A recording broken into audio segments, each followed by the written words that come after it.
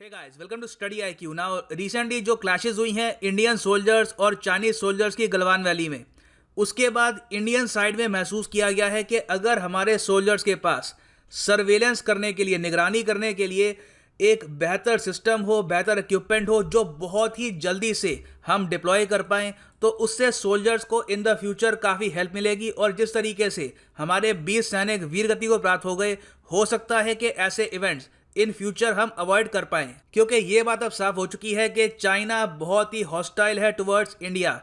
जो लद्दाख में हुआ है वो इन द फ्यूचर डोकलाम में, अरुणाचल प्रदेश में हो सकता है। तो उसके लिए हमें प्रिपेयर रहना होगा और इसीलिए इंडिया बहुत ही जल्द प्रोक्योर करेगा RQ-11 रेवन और Israel made Firefly munition system. जो ये RQ-11 है, ये एक बहुत ही इंपॉर्टेंट अनमैन्ड एरियल व्हीकल है। डिस्कस करते हैं इसके बारे में, बहुत कुछ आपको जानने को मिलेगा। So a lot to know, a lot to discuss as always. But before we begin, Google Play Store पे जाओ, डाउनलोड करो स्टडी आईक्यू एजुकेशन ऐप और यहाँ पे आप परचेज कर सकते हैं हमारा यूपीएससी कोर्स, जिससे आप आईएएस की तैयारी घर बैठे या कहीं भी कर पाएंगे। इस कोर्स के लिए EMI ऑप्शन भी अवेलेबल है। और आप अगर स्टडी आईक्यू की हर वीडियो की नोटिफिकेशन चाहते हैं तो make sure to subscribe to our channel and press the bell icon button.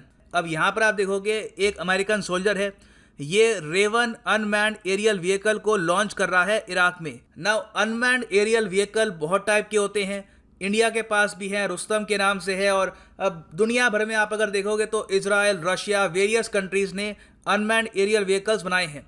Problem ये होती है कि ज़्यादातर जो ये व्हीकल्स हैं काफ़ी बड़े होते हैं और अगर छोटा ऑपरेशन करना हो एक लिमिटेड एरिया में, उसके लिए काफ़ी बार ये एक्सपेंसिव और डिफ़िकल्ट टू यूज़ भी साबित होते हैं। तो अगर एक छोटे एरिया में आपको सर्विलेंस करना है और लगातार सर्विलेंस करना है, आपको बिल्कुल टू द मिनट जानकारी चाहिए कि दुश्मन के सोल्जर्स कहाँ पर मूव कर रहे हैं, तो उसके लिए यूएस ने बनाया है रेवन अनमैन्ड एरियल व्हीकल, जिसका ऑफिशियल नेम है RQ-11 UAV।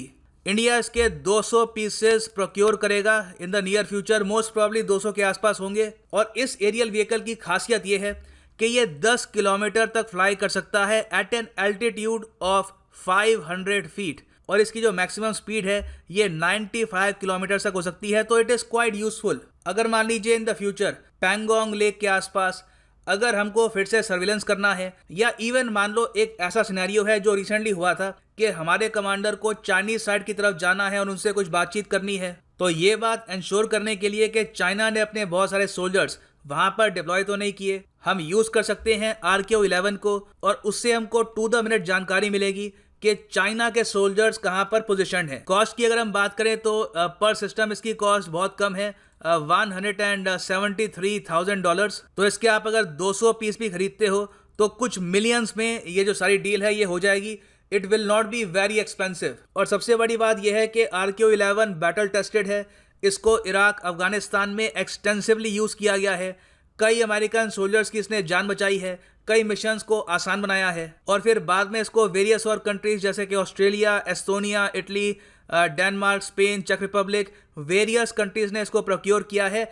नाउ एक रिपोर्ट ये भी कहती है कि 2011 में पाकिस्तान ने भी इसको खरीदने की कोशिश की थी। ना वो डील कंप्लीट हुई है या नहीं हुई है उसके बारे में प्रॉपर कोई कंफर्मेशन है नहीं। हाँ, 2011 में बातचीत चल रही थी यूएस और पाकिस्तान के बीच में कि पाकिस्तान को 88 पीस मिलेंगे ऑफ RQ-11 रेवन। तो ये तो हमने बात करी है बस सर्विलेंस की। फिर हम इजराइल से एक बहुत ही इंपॉर्टेंट सिस्टम लेंगे, इसका नाम है फायरफ्लाई लॉइटरिंग सिस्टम।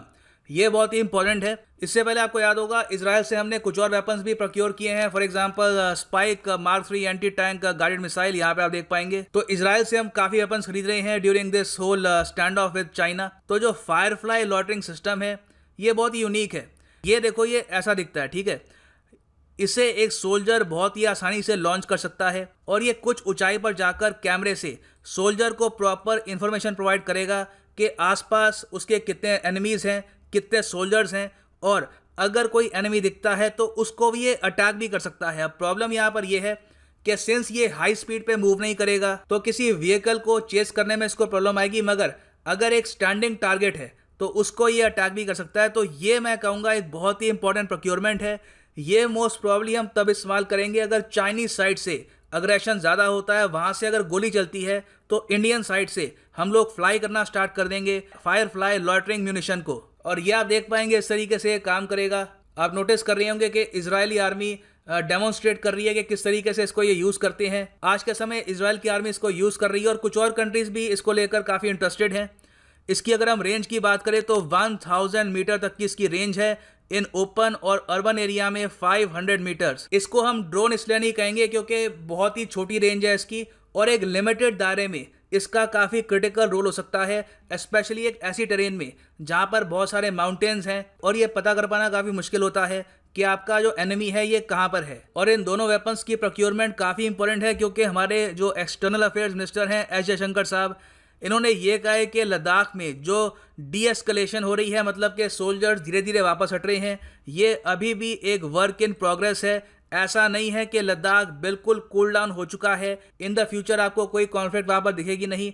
पॉसिबिलिटी अभी भी है कि चाइना अग्रेशन यहाँ पे कर सकता है। और उस सब के अलावा इस पूरी लद्दाख कॉन्फ्लिक्ट के बीच में जब चाइना ने भूटान का बहुत ही बड़ा एरिया क्लेम कर लिया तो पॉसिबिलिटी है कि फिर से ये डोकलाम में अंडर कर सकते हैं और एरिया कैप्चर कर सकते हैं। और फाइनली एक पॉसिबिलिटी ये भी है कि अरुणाचल प्रदेश के आसपास भी ये इन्फिल्ट्रेशन कर सकते हैं। So we must be prepared for all eventualities. और यहाँ पे आपका अगर क्वेश्चन ये है कि हमारे पास इतनी सैटेलाइट्स है, उससे हम मॉनिटर क्यों नहीं करते कि चाइनीज सोल्जर्स कहाँ पे हैं।